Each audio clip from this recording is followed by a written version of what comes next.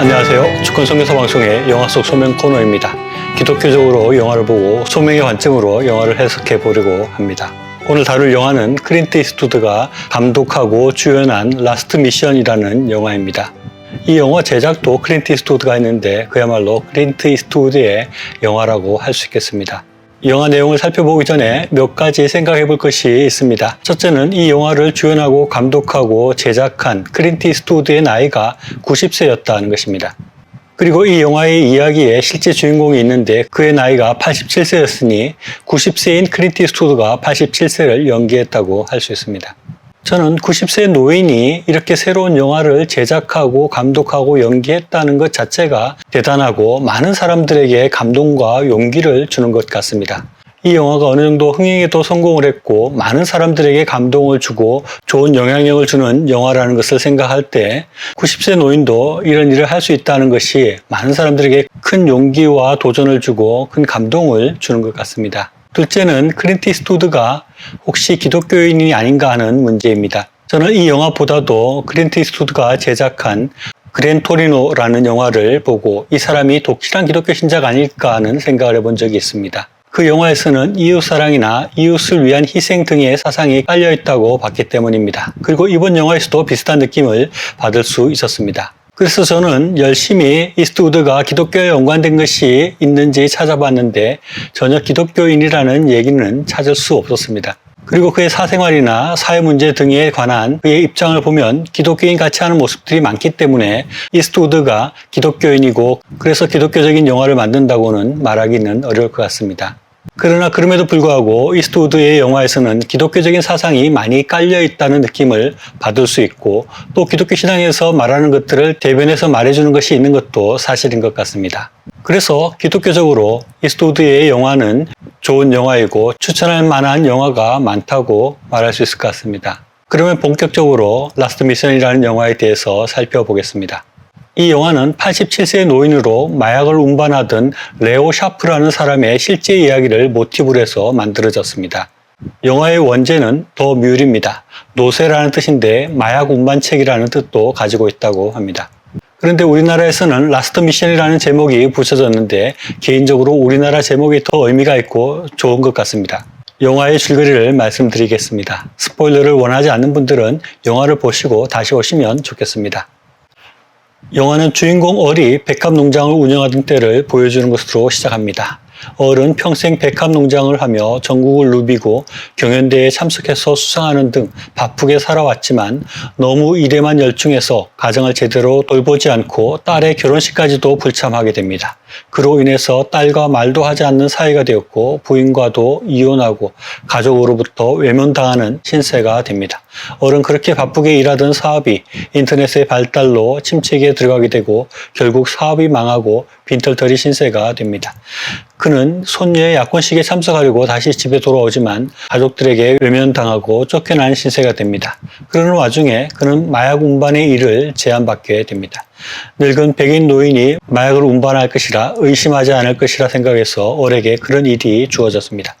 얼은 처음에 그것이 마약을 운반하는 것인지 몰랐으나 나중에는 알면서도 큰 돈을 벌게 되고 그로 인해서 손녀 결혼식에 돈을 낼 수 있고 또 그가 소속한 재향군인에도 돈을 내어서 칭송을 듣는 재미에 그 일을 그만두지 못하고 계속하게 됩니다. 얼의 마약 운반 일은 아주 순조롭게 진행되어서 마약범들에게 칭찬을 들을 정도로 문제없이 잘 되었고 많은 돈을 벌 수 있었습니다. 그러나 한편으로는 그를 잡으려는 경찰들의 추적도 점점 고조되고 턱밑까지 쫓아오게 됩니다. 얼을 쫓던 경찰은 콜린이라는 사람인데 이 콜린도 일에 열중하느라 결혼기념일을 잊어버립니다.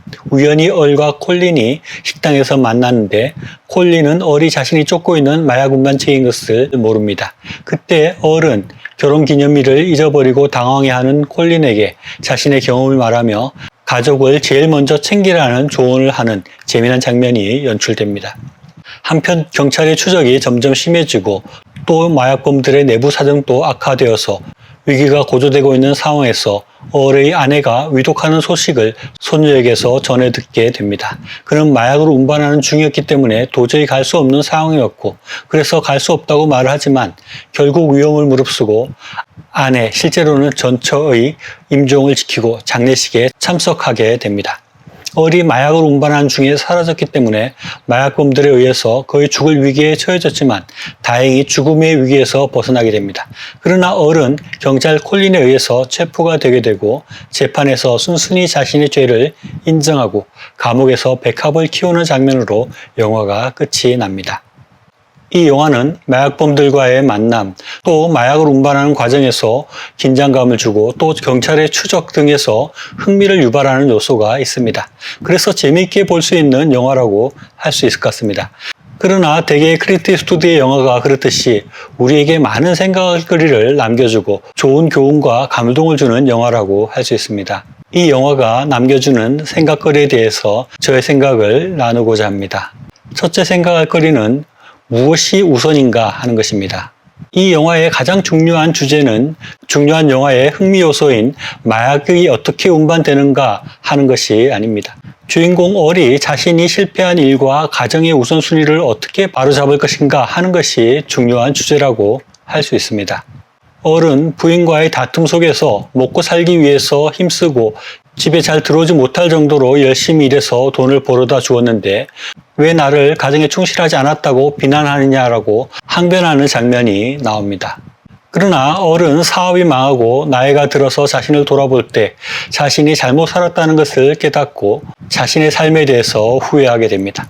그리고 마약범을 잡기 위해서 열정적으로 일하는 콜린 형사에게서 자신의 옛 모습을 발견하고 가정을 먼저 생각해야 한다는 조언까지 하게 됩니다. 둘째 생각할 것은 생존과 일에 관한 이야기입니다. 이 영화의 클라이막스는 얼이 수백 킬로그램에 달하는 마약을 운반하는 도중에 차를 돌려서 아내의 임종을 지키고 아내와의 관계를 회복하는 장면이라고 할 수 있습니다. 얼은 그렇게 하면 죽을 수 있다는 것을 충분히 생각할 수 있었습니다. 아마 거의 죽는다고 생각하는 것이 자연스러운 그런 상황이었습니다. 그러나 그럼에도 불구하고 얼은 일이 아니라 가정을 먼저 생각하고 돌보는 것을 선택했습니다.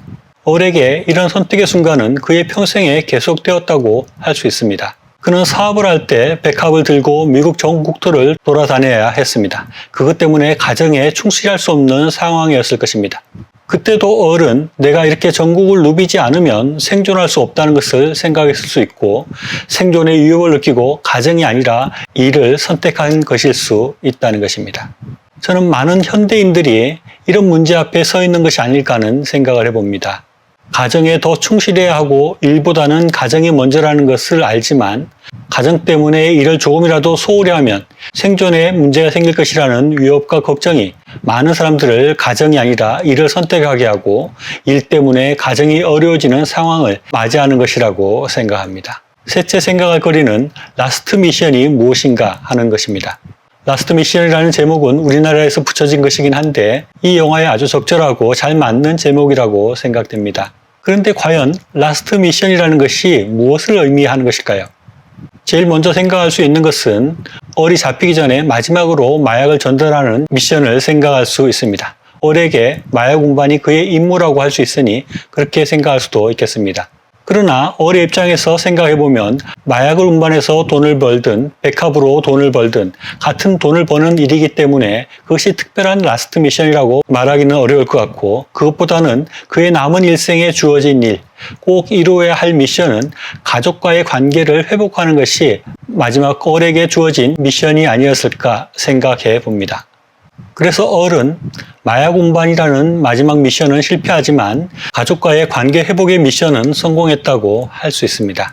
그리고 영화는 얼이 그 마지막 미션을 완수해서 가족과의 관계가 회복된 것을 보여주며 끝을 맺고 있습니다. 저는 이 영화를 보면서 우리의 미션에 대해서 생각해 봅니다. 우리에게는 어떤 미션이 주어져 있는가? 가족을 부양하고 이 험한 세상에서 생존해야 하는 미션이 주어져 있고 또 가족과의 관계를 잘 해나가고 좋은 가정을 만들어가는 미션이 주어져 있다고 할 수 있습니다. 우리는 어떤 미션을 더 우선해서 살아야 될지에 관한 교훈을 이 영화가 주고 있습니다.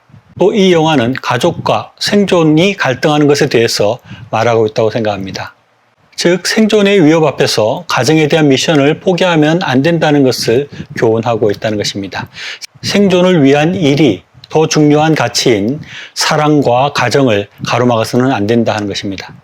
그리고 그 일과 생존이라는 것이 과도하게 우리를 위협하고 걱정과 공포로 우리를 사로잡고 있다는 것을 영화가 말하고 있다고 할 수 있겠습니다.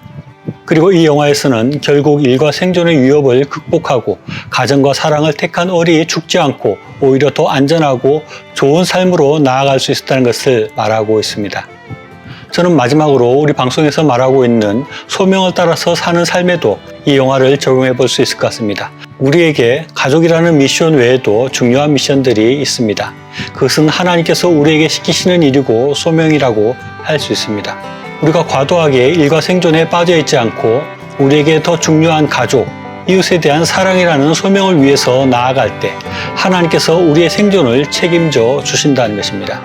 아무쪼록 영화를 한번 보시고 우리의 미션, 우리의 소명에 대해서 한번 생각해 보는 시간을 가지시기를 추천드립니다. 시청해 주셔서 감사합니다.